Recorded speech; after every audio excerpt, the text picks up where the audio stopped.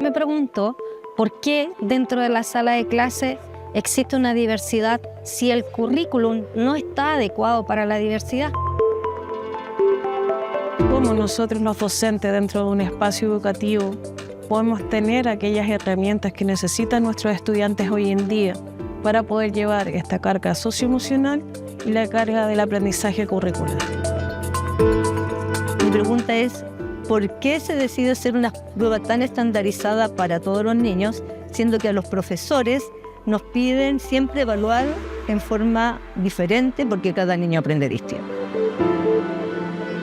Se habla mucho de calidad, por ejemplo, pero la calidad es determinada por la necesidad de los y las estudiantes. La pregunta es directa: ¿cuál es el impacto del currículum pensando en que todos van a aprender de la misma manera o todos necesitan los mismos aprendizajes? ¿Será así realmente?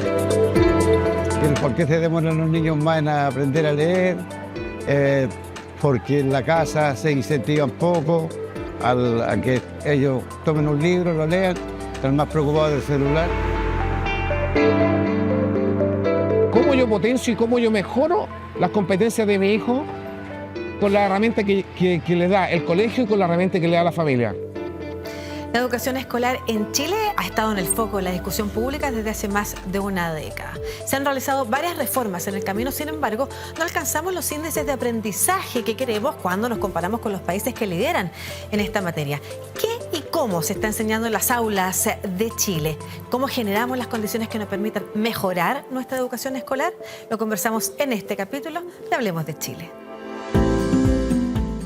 En este capítulo conversamos sobre aprendizaje en la educación escolar con Susana Claro, ingeniera civil, investigadora y colaboradora del Centro PERTS para la motivación, persistencia y éxito del aprendiz de Stanford University y académica de gobierno UC. También con Magdalena Miller, educadora, doctora en psicología y académica de educación de la Universidad Católica. Esto es Hablemos de Chile.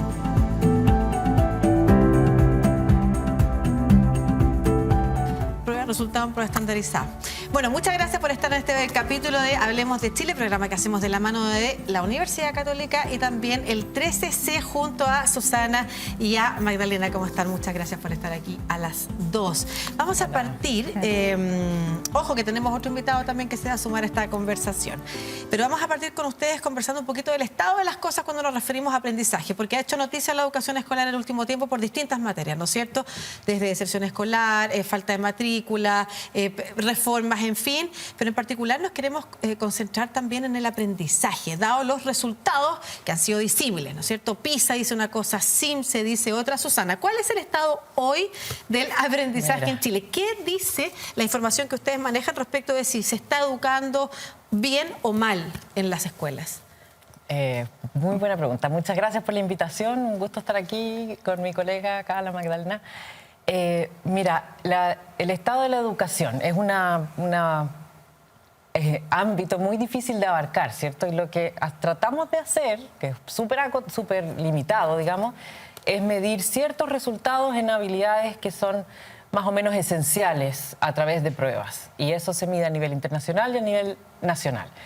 Y a nivel nacional, además, medimos otras cosas. Tratamos de medir habilidades socioemocionales junto al CIMSE, que es lo que probablemente todos han oído, que es la herramienta que tenemos para ver nuestro termómetro, cómo está la educación. Incluye pruebas académicas, habilidades socioemocionales o indicadores de desarrollo personal y social, como motivación, hábitos de vida saludable, clima escolar. Y con esos cosas en conjunto, vemos también si hay brechas de género, se arma un indicador para ver cómo está el sistema escolar. Entonces, es algo limitado, por lo tanto no voy a contestar tu pregunta así realmente, en profundidad, pero sí con estos indicadores. Que lo que hemos visto, el resumen es un vaso medio lleno o medio vacío. Perfecto. Depende cómo uno lo ve.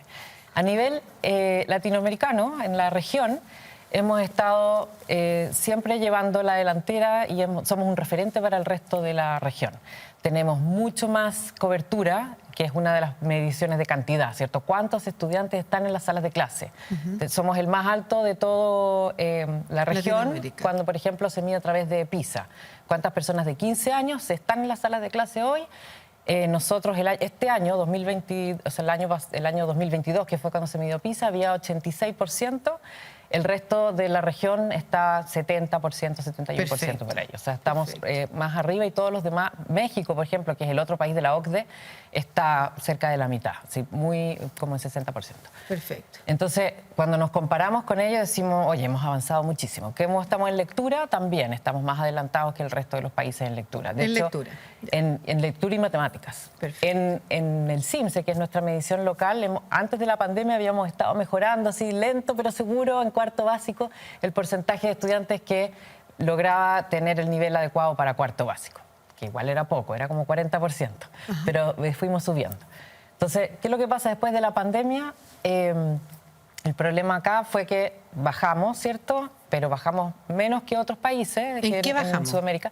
En estas mediciones de lenguaje y matemáticas bajamos. Lo que más se agravó fue las brechas de género. En las mujeres, donde habíamos logrado cerrar las brechas en matemáticas en cuarto básico, se cayeron, se afectaron más con la pandemia que los hombres. Y vemos a nivel regional también que somos los que tenemos la brecha de género más grande de la región. En matemáticas. En matemáticas. Tenemos los puntajes más altos, pero la brecha mujeres y hombres es la más grande de todas. Perfecto. Y esto sobre todo está en el grupo de estudiantes que tiene mejores puntajes. Perfecto. Ahí es donde más se nota. Y para los datos que tú manejas, Magdalena, ¿dónde están los mayores problemas de aprendizaje en la educación escolar en Chile?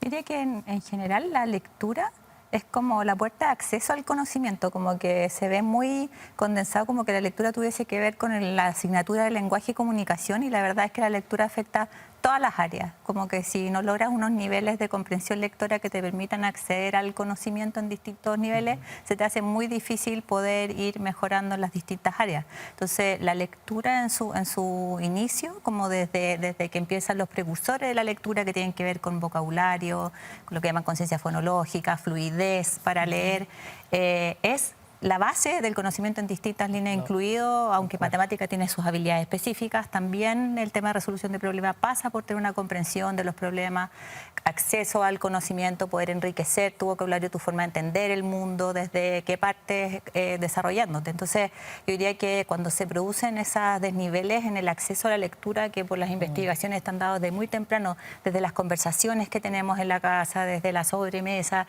desde ampliar el vocabulario, desde hablarle a los niños con palabras como no diminutivos, sino que realmente poder ir ampliando su vocabulario, le vas dando y regalando un legado que es un sostén para las habilidades de lectura. Yo sé que una cosa, y va a ser parte de la conversación también, compararnos. Comparar a personas y compararnos entre países. Pero cuando tú dices que uno de los problemas en aprendizaje que más tenemos, el de la comprensión lectora, ¿es en relación a nosotros mismos que hemos bajado, en relación a Latinoamérica, en relación al mundo? Eso, o sea, en relación a los países desarrollados somos los sí. últimos en lectura, en comprensión de lectura en los 15 años. ¿Y por qué? Esa es una de las cosas que hemos estado tratando de averiguar. Una es la que dice la Magdalena, que desde muy chicos hemos tenido... a ver, esto es una brecha que empieza desde muy temprano, ¿cierto?, con el vocabulario. Pero nosotros, el sistema escolar recién los mira de manera, de una manera comparable para poder revisar a nivel nacional, los mira en cuarto básico. Entonces estamos con una política como de esperar a que fallen. Llegan a cuarto básico, 60% no tiene el nivel que estamos esperando. Perfecto. Y esto se originó muchísimo antes. Tenemos los países que lo hacen bien, como por ejemplo, incluso al lado, Mendoza hizo una política espectacular que empezó, en vez de esperar a que fallen, dijo, seamos capaces de predecir quiénes van a fallar para apoyarlos lo antes posible. Y empezaron desde primero básico a tener estos censos de lectura para poder ver dónde estaban, cómo están avanzando. Ya, perdón. Y ahí es posible identificar el problema, por ejemplo, en Chile, ¿será algo similar el por qué puede fallar efectivamente el proceso de comprensión de lectora, el proceso de aprendizaje? Es que son muchas razones. Uno es el hogar. Tenemos apoderados que creen que la edad ideal para empezar a leer es cuando ya están en kinder, como a los 5 años, 6 años. Entonces, ya eso es muy tarde. Entonces, una cosa es, yo lo veo con cuatro pilares. Ajá. Un factor son las familias que tener la práctica de lectura, que sepan que sentarse a leer 15 minutos con tu hijo o hija ya va preparando el camino para que sea un gran lector más adelante, aunque no esté leyendo el niño, porque puede estar en, no sé, tener 2 años. Pero si tú empiezas de muy luego generando esta emoción positiva con la instancia de leer, el padre lee, aunque no esté leyendo realmente, pero está, uno de repente se pone a inventar porque quieres avanzar rápido las páginas, o sea, tú puedes hacer algo como lo que te acomode, pero esa instancia ya va generando una emoción positiva. El segundo son los docentes. Nosotros, y yo creo que ahí la Magdalena puede decirlo mejor, no en la formación inicial docente no formamos especialistas en enseñar a leer en primero básico. Tenemos... nuestra formación es el profesor de educación básica y puede tener una especialidad en la parte del lenguaje, pero la especialidad de enseñar a leer en primero básico es tan detallado, es como un cirujano. Tú tienes que ser muy especialista y tener un método sistemático, secuencial, explícito, que ya tenga evidencia de que funciona para poder lograr que toda esa cantidad de estudiantes vaya avanzando y aprovechándolo y disfrutándolo, porque si no, también empiezan todas a desesperarse. A ver, Susana, dame un minutito para que nos menciones también las otras 2, además, porque tú dices, hay 4 factores que podrían determinar por qué has nombrado 2, pero quiero ahondar un poquito en eso precisamente, en el rol de los profesores. ¿Por qué pasa eso que nos menciona Susana, que los profesores no están preparados para efectivamente poder educar en comprensión lectora desde temprana edad? Que la comprensión lectora y el tema de lectura está tanto en la educación parvularia como en educación básica. Y ahí hay veces que hay tensiones también ideológicas en relación a, menos basada en evidencia, sino que cuánto uno debería aproximar al niño a la lectura o no, y que quizá es escolarizar, que tú le familiarices al niño con material de lectura, etcétera, en la educación formal antes de que entre a primero básico. Entonces hay tensiones ahí que a veces no se basan en evidencia, porque hay mucha evidencia que dice que los niños pueden jugar a leer, aproximarse al material de lectura. Ya tienen, sobre todo también, hay mucha diferencia entre niños que son hermanos mayores o hermanos menores. Que los hermanos menores, a propósito de mirar a los hermanos mayores, también tienen otro contexto y empiezan antes. Entonces, si tienes ese interés o ese estímulo, la idea es potenciarlo y no inhibirlo. Entonces, yo diría que en educación parvularia sí hay un trabajo como en este tema de la enseñanza de los precursores de la lectura, se trabaja mucho el desarrollo, lo que necesitan, la oralidad, etcétera, la relación, el trabajo con la familia. En el caso de educación básica, como nosotros trabajamos el sistema educacional, nosotros formamos todavía la educación básica de primero a octavo, aunque formalmente nuestros profesores básicos se preparan de primero a sexto básico por cómo está estructurado el sistema. Es muy amplio. Entonces, cuando tú tienes cursos de didáctica de la lectura, empiezas desde cómo se forma la lectura hasta de la comprensión lectora que necesitas para la comprensión de textos académicos, para todo lo que pasa de primero a sexto básico. Imagínate un niño entre 7 y 12 años. O sea, todo un cambio. Entonces, no hay tanta especificidad, como dice Susana, que tengas un curso que solamente esté enfocado al menos hay otras universidades que sí tienen alguna experiencia más focalizada en relación a la enseñanza de la lectura. No solamente por cómo se forman los profesores, que va a ser parte de la conversación de este programa, sino que también por los colegios, efectivamente, como tú dices, ideológicamente hay una tensión y qué es lo que los propios colegios están pidiendo. Sí. Susana, solo menciona, no profundice, porque lo vamos a profundizar en el próximo bloque. Los dos pilares que estamos trabajando en la red Un Chile que lee. El otro es la sociedad, que se dé cuenta del valor de la lectura y los tomadores de decisiones de política pública que tengan la urgencia y la prioridad, porque pareciera ser un tema absolucionado. Se suma Pedro. ¿Cómo estás, Pedro? Muchas gracias por estar acá. Te queríamos invitar a este programa, fíjate, especialmente para hablar y entender, a propósito de cómo se está realizando la educación en las aulas, cómo aprende el cerebro. Tú que eres experto en el cerebro, sabes cómo funciona, por esa línea van tus investigaciones, para entender si finalmente lo que está pasando en las aulas es adecuado o coherente con la manera en la que aprende el cerebro. Y en particular las generaciones actuales. ¿Qué nos podrías decir de eso? Las generaciones de hoy, por ejemplo, ¿aprenden de una manera distinta a las generaciones que crearon el modelo educativo que hoy día tenemos? No, el cerebro aprende de la misma manera. Primero quiero agradecerte la invitación. Fantástico estar en compañía de tales expertas. Desde el punto de vista de la neurobiología, aprender significa cambiar la conducta. Y este cambio de conducta ocurre por cambios en las conexiones de las células del cerebro. Y este proceso, que es intrínseco de todos los cerebros, ha estado con nosotros por miles de años. Por lo tanto, la manera como aprendió alguien la edad de piedra y hoy día es exactamente la misma. La experiencia que aprende y lo que aprende es lo que va cambiando. y por supuesto en un contexto cultural distinto, pero desde el punto de la biología es el mismo fenómeno. Perfecto. Y si eso lo llevamos a las salas de clase, cuando se menciona, por ejemplo, que los procesos de aprendizaje no están consiguiendo lo que se quiere, ¿qué es lo que nos podrías decir? Yo creo que esto ha cambiado bastante porque desde la neurobiología ahora sabemos que la manera, los mecanismos de memoria, que son los cuales aprende el cerebro, son diferentes. No es lo mismo aprender el año que nació Arturo Prat que aprender a andar en bicicleta. Los circuitos cerebrales que se utilizan son diferentes, por lo tanto la estrategia educativa para lograr distintos tipos de aprendizaje requiere distintas estrategias. Perfecto. ¿Y cómo está la estrategia educativa a tu juicio en relación al tipo de ciudadano que queremos formar, educar en Chile? Bueno, yo creo que esa pregunta podría contestarla. Simple, una pregunta simple. Bueno, yo quizás me colgaría del ejemplo que acaba de dar, como a propósito de la fecha en que nació Arturo Prat, como también el tipo de preguntas que hacemos en la sala de clases. Por ejemplo, se trabaja mucho en temas de historia, justamente de ciencias sociales, como la necesidad de ir más bien pensando como un historiador que retener ciertas fechas, por ejemplo, porque te interesa en cuanto nosotros aprendimos como ese tipo de conocimientos que sin duda te sirven para... Pero si no estableces relaciones, como qué pasaba en esa época, qué caracterizaba a la generación de Arturo Prat, qué entienden por heroísmo, y hace preguntas más abiertas, mucho más difícil que recuerden la fecha o que recuerden por qué se sucedió una guerra como esa, poder proyectarla a los momentos que vivimos ahora y hacer como en el fondo lo que uno le gustaría, que los niños y niñas aprendieran con pensamiento crítico a pensar cómo podrían evitar otra guerra al Pacífico u otro conflicto con los países vecinos. Que es una pregunta clave que se relaciona con los currículum, que es para qué estamos educando, claro, ¿o no, Susana? Y ahí, ¿cuál es la relación que se puede encontrar, por ejemplo,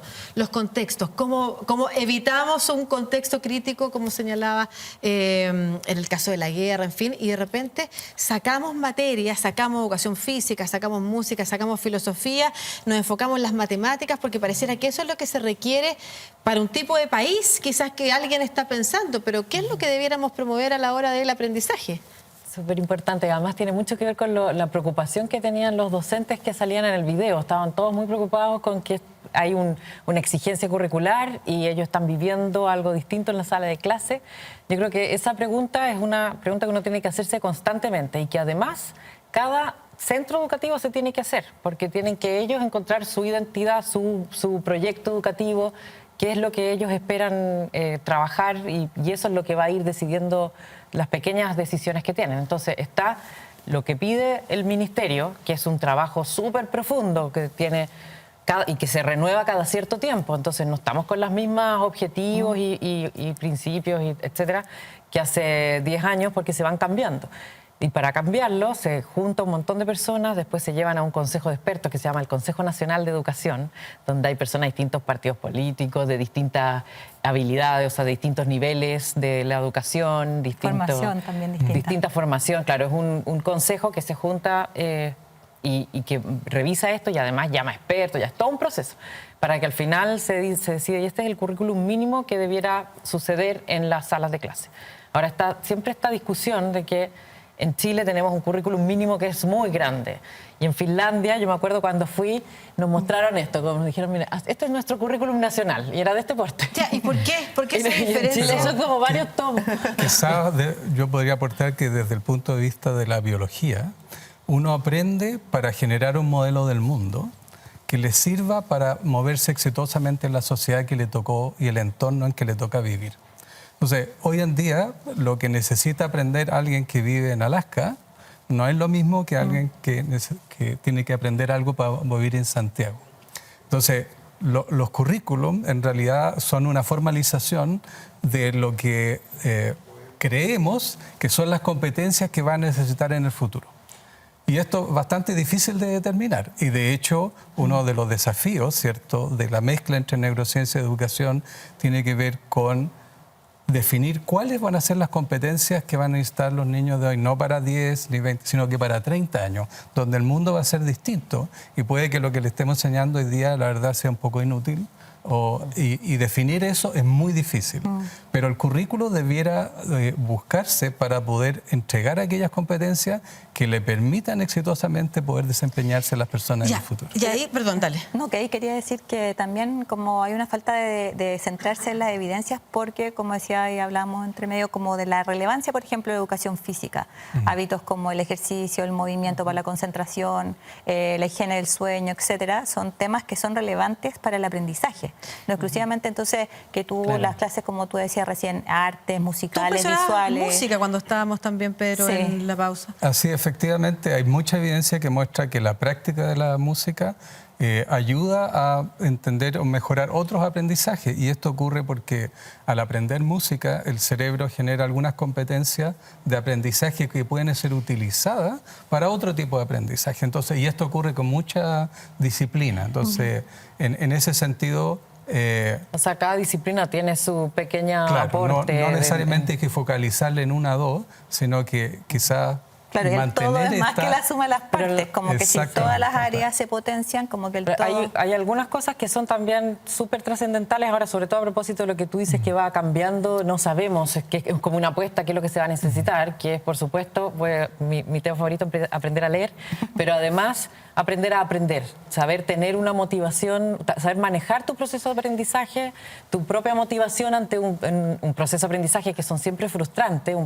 Cuando tú quieres aprender algo nuevo, algo difícil, vas a pasar por frustraciones y la dificultad, lo mismo que decía lo de en el fondo crear las nuevas conexiones neuronales es algo difícil para el cerebro. Y bueno, y hay un tema ahí también que queda de fondo, que es, bueno, tú dices que es porque falta evidencia. Cuando tú mencionas que el consejo efectivamente va cambiando el currículum, pero lo hace sin evidencia, resulta que va sacando las clases que se van, como educación física o música, que se van mostrando que generan mejores aprendizajes para el tipo de ciudadano que va a necesitar ciertas competencias. Tenemos pero un pusieron problema. Educación física en vez de sacarla. Yo diría que lo que pasa, y ahí vamos al tema que preguntaban, es el tema de qué se evalúa, porque en el fondo, en un tiempo que fue muy polémico, que se hizo el CIMSS Educación Física a propósito de que como se enseña lo que se evalúa, si se evaluaba en pruebas estandarizadas y nacionales la educación física, iba a ser, los colegios iban a estar más centrados y enfocados en la escuela en desarrollar las habilidades de educación física. Pero después, como se empieza a hacer los rankings y hay una utilización que pone a competir en los colegios, se sacó ese. Vamos a hablar de las pruebas estandarizadas, pero quiero llevarlos a un tema que se relaciona con lo que han mencionado acá. Porque, y lo mencionaba también una de las preguntas, ¿no es cierto? Nos piden rendimiento curricular y académico, pero nos piden también desarrollo socioemocional, ¿no es cierto? Que parece que en todo caso las pruebas han demostrado mejoras respecto de la pandemia. ¿Cuál es la relación del estrés, por ejemplo, que hoy día es tan visible en la sociedad nuestra con el aprendizaje? Bueno, el estrés en realidad es una respuesta biológica normal. Tenemos estrés cuando tenemos que enfrentar una situación de amenaza, pero estas situaciones de estrés debieran ser de corta duración, puntuales, ¿cierto? Cuando tenemos este estrés prolongado o crónico, en el fondo nuestro cuerpo está reaccionando de una manera intensa por periodos prolongados y eso desgasta todos los procesos fisiológicos, disminuyendo nuestro bienestar y salud. Pero ¿y cómo impacta eso en el aprendizaje? En la medida de que existe estrés, y particularmente en los niños, la habilidad de ellos de poder capturar y prestar atención disminuye porque tienen que estar preocupados de otros cosas que son más importantes pero también para hay resolver. que aprender a manejar el estrés. Porque si el estrés es una parte natural del aprendizaje, porque tú vas enfrentando situaciones nuevas que son amenazantes, pero con una medición, como tú dices, un estrés en cantidades pequeñas que tú puedes recuperarte del estrés. Si tú no te recuperas del estrés, se convierte en esto crónico y es un problema muy grave. Pero la higiene de sueño, el deporte, saber toda esa autogestión de tu vida, de tu bienestar, la alimentación, es parte de saber aprender. Aprender requiere saber a cuidarte y manejar el estrés y enfrentarlo y sacarle lo bueno al estrés. Y aparte que el estrés se genera también porque lo que se habla mucho en educación como del manejo del error, donde en contexto, si la sala de clases se transforma en un contexto donde el error es algo que es castigado, punitivo, donde uno se inhibe o se siente incompetente frente a los pares o siente ambientes no seguros justamente para probar respuestas, te hacen preguntas con una respuesta única correcta y no se abren caminos como de exploración, entonces probablemente generas un contexto que puede aumentar el estrés porque si tú estás preocupado de decir justo siempre lo correcto y te preguntan a ti y tienes una una gran miedo a pasar una vergüenza entre tu grupo de pares, especialmente en una edad en que el grupo de pares es muy valioso. Ahí se convierte en estrés. Ahí se convierte en estrés, pero tiene que ver con el ambiente para el aprendizaje que tú generas. Yo quería recoger lo que tú dijiste de que está la pasada sobre la higiene del sueño, los hábitos de sueño. Esto es extremadamente importante porque hay mucha evidencia que muestra que es durante el dormir, durante el sueño, que el cerebro repite aquellas cosas que hemos vivido durante el día y refuerza las conexiones para mantener y reforzar ese aprendizaje. Hay muchos estudios que muestran que falta de sueño o no sueño reduce de manera significativa el aprendizaje. En Chile, con el uso del televisor, el acostarse tarde, el carrete, etcétera, el celular, estamos reduciendo la calidad y horas de sueño, lo que está impactando fuertemente el aprendizaje. Y por supuesto ahí los padres, lo mencionamos en algún momento, también tienen que preocuparse de aspectos que las escuelas no pueden controlar. Has hablado de tecnologías, ¿no es cierto? Sí. De cómo las tecnologías también están impactando nuestra higiene del sueño y eso finalmente termina impactando también en el aprendizaje. Hoy día los celulares son foco de polémica, por ejemplo. ¿Qué opinan ustedes respecto del uso de las tecnologías en el aula y fuera de ella precisamente para el aprendizaje? ¿Por qué miraste así como...? Voy a esperar que ella... Ok, a ver, Susana. No, acá Lucía nos tiene que ir como domando para... No, muy bien, por favor, denlo. Que son grandes temas. De hecho, yo estoy siguiendo mucho a un psicólogo muy reconocido mundialmente que se llama Jonathan Haidt, que él era un psicólogo político, nada que ver con celulares, y se puso a estudiar las redes sociales por su influencia en la política y terminó estudiando la influencia en la adolescencia, en el desarrollo de los niños y niñas. En el fondo, cómo esto estaba, el acceso a celulares tan tempranos, con redes sociales, etcétera, estaba afectando y para él destruyendo la infancia y el desarrollo del final de los adolescentes. Entonces él está ahora recién acaba de sacar su libro, lo está por sacar, no sé. Pero ¿qué significa eso en concreto? ¿Qué habría que pasar? Porque por otro lado, que en Chile vemos que se está tratando de incorporar la tecnología en las aulas. Claro, porque... eso es lo primero que hay que separar, porque típico nuestros colegas dicen, pero ¿cómo? Si la tecnología tiene que estar en la sala. Claro, tiene que estar porque es parte de lo que tiene que aprender y una herramienta valiosísima, pero el celular individual con libre acceso a todo lo que tú quieras en la escuela es otra cosa que una tecnología que tú necesitas usar para la sala, con un diseño pedagógico para enseñar ciertas cosas o usar ciertas herramientas. Perfecto, Magdalena. Es que ahí yo creo que también hay que diferenciar entre concretamente las redes sociales, porque estos especialistas igual hablan del tema de las redes sociales y cómo influye en la aceptación de ti mismo, en mirar mundos ideales, en un montón de conductas que tienen que ver con tu desarrollo también socioemocional, de influencias, como que tú tienes, como uno cuida mucho como papá o mamá, que los niños no anden solo en micro, que no se vayan a la calle, pero cuando están en redes están como en la calle. Como que el otro día escuché eso, lo sobreprotegemos de la vida real, lo que les genera un problema, pero no lo protegemos en la vida. Es como que lo pusieras así en huérfano a las 10 de la noche. Pero lo dejas así con menos protección. Como que uno no tiene esa figura porque está ahí. Lo que quisiera yo agregar es, bueno, que probablemente tú puedas aportar más, que hay un tema de la dopamina, concretamente, como con el tema del celular, que genera como algo que te va generando, esa que hablan mucho de la adicción al teléfono, etcétera. Pero yo creo que de todas maneras hay que separar lo tecnológico, porque estamos ahora en noviembre del 2022, ya como lanzamiento del OpenAI, de la inteligencia artificial, de poder usar esos temas para el aprendizaje. Cambia el rol del profesor, tú ves a niños haciéndole preguntas, construyendo su aprendizaje, siendo mucho más independiente. Entonces, lo que tiene que pasar en la escuela es realmente abrir las buenas preguntas para que con estas herramientas ellos puedan acceder al conocimiento, pero no se los puede bloquear, no se puede sacar, si son herramientas con las que están, con las que cuentan ahora. Uno de los temas que se plantea en la introducción y que tiene que ver con esta tensión que hay en las aulas respecto de, por una parte, responder a los indicadores, a los rankings, sacar los mejores resultados, y por otro lado se le dice a profesores que tienen que preocuparse de que la educación es distinta, que cada uno a su tiempo, en fin. ¿Se puede estandarizar o no? Pero antes de eso, sobre las tecnologías y las redes sociales. Claro, hice esa mueca porque la tecnología en cuento viejo, a través de toda la historia humana, ha habido nuevas tecnologías y en cada caso ha habido ansiedad sobre los cambios, etc. Al final las tecnologías, como tú lo dijiste, son herramientas. Y lo que ha ocurrido es que con cada nueva tecnología hay un proceso de aprendizaje, cómo usarla.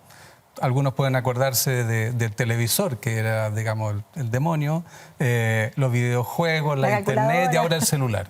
Entonces, depende de cómo se use, ¿sí? Y tenemos que aprender a usarlo como una herramienta efectiva en la ¿Y educación. qué recomendarías ahí tú, según lo que conoces también, y dado que este es un desafío no solamente en las aulas, sino que también para las familias? Para las familias. Es interesante porque la tecnología, particularmente con estos dispositivos nuevos, tercerizan habilidades cognitivas.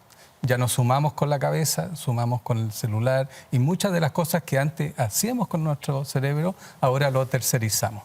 Pero eso debemos verlo como una oportunidad porque libera tiempo de nuestro cerebro para aprender cosas nuevas. Y ahí está el rol de entonces de decidir cómo se hace. ¿Y dónde tú pondrías sí el acento? Pues hemos hablado aquí en la pausa sobre la ansiedad que se genera o los problemas de sueño, también cuando hay mucho estímulo, mucha dopamina. ¿Dónde tú pondrías sí el ojo cuidado? Yo creo que es muy multidimensional y es súper difícil apuntar a una sola cosa porque cada una de estas contribuye de manera importante. En ese sentido, un poco traspasar conocimiento de neurociencia al ámbito de los docentes, educadores, para que ellos diseñen estrategias educativas apropiadas es clave, creo yo. Perfecto, ya. Y ahora la pregunta sobre las diferencias, las divergencias. Sí. ¿Es posible estandarizar una educación? ¿Es posible pedirles a los profesores que tengan resultados académicos de ranking porque los padres lo están pidiendo? Y por otro lado también decirles los niños son distintos, aprenden de manera distinta. Yo creo que hay un conflicto de intereses porque por un lado desde la biología sabemos que los humanos somos diversos. En cualquier contexto y en el aula también hay diversidad. Pero por otro lado, se pide a los educadores que busquen métricas que sean las mismas para todos. Entonces ahí conciliar estas dos cosas yo creo que es relativamente difícil. En ese sentido yo creo que hay un cambio en el mundo de la educación, así lo he visto, de apreciar mejor la diversidad, pero sin tener que aprenderse cada caso posible, sino desarrollar herramientas educativas que permitan enfrentar la diversidad del aula en términos generales. Magdalena, ¿cómo se preparan a los profesores? Que ahí lo mostraban en el video, ¿no es cierto? Cierta atención en ellos mismos, incluso. ¿Cómo me piden que haga esto y que haga esto otro? ¿Cómo se puede preparar para lograr los mismos objetivos? Por una parte, entender las diferencias, pero por otro lado también generar buenos resultados. Sí, yo creo que lo que ha pasado con estrategias que manejan la diversidad en el aula es que uno lo que se da cuenta es que benefician a todos. O sea, si tú haces preguntas abiertas, ofreces diversidad de material, no hay un camino para resolver un problema, sino intentas buscar problemas matemáticos que se puedan resolver de distintas maneras. Por ejemplo, entonces, un niño, si tú le dices a un niño, dime todas las formas en que puedo llegar al resultado 10, uno te va a decir 1 más 1 más 1 más 1 y el otro probablemente te diga la raíz de 9 más 7. Y son cosas, pero el problema les permite esa diversidad de respuestas. Entonces ahí tú estás trabajando la diversidad, pero a todos le estás planteando un problema matemático. No haces diferencias en niveles que uno se sientan, sino que es la misma tarea para todos, pero que se puede resolver de distintas maneras. ¿Pero se está preparando en las universidades o a los docentes que ya están ejerciendo, se les está preparando para estos nuevos desafíos que quizás no se educaban 10 años atrás? Yo creo que nosotros hemos avanzado mucho en esto de estrategias diversas, menos en el tema de reaccionar como a diagnósticos y que los estudiantes sepan, por ejemplo, qué hacer en la sala conductualmente con un niño que constantemente se mete debajo de la mesa, por ejemplo, o que el ruido lo atormenta, entonces deja de participar y hace ese tema como más relacionado con casos más atípicos a la hora de aprender. Creo que ahí tenemos harto camino por recorrer porque además algo que se aprende mucho con la experiencia, por eso es tan importante acompañar a los profesores en su primer año de experiencia profesional, porque es algo que en las prácticas es más difícil de aprender porque no estás a cargo del curso. Entonces, pero perdón, ¿y cómo se está haciendo en otros países? ¿Hay experiencias distintas respecto de en algunos se sigue separando, segregando? Mira, yo te puedo contar lo que vimos en Finlandia. Sí. Y en Finlandia tienen un esquema piramidal de inclusión, en el fondo, y que primero que nada tienen una alarma muy temprana de cuando hay algún rezago en alguna cosa o una conducta o un comportamiento que hace que sea más difícil de convivir en la sala de clase, y actúan muy rápido y generalmente les hacen unos apoyos y los sacan para el lado, pero después vuelven a la clase.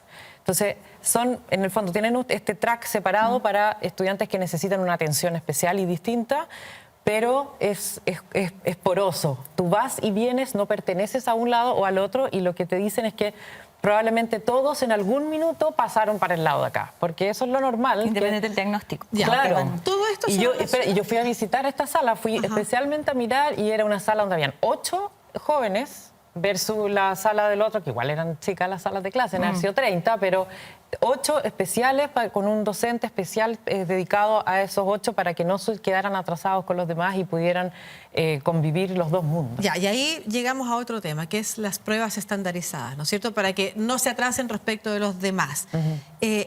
Ese punto, ¿qué tan relevante es? Hoy día se cuestiona por una parte si sirven o no las pruebas estandarizadas, por otro lado sí.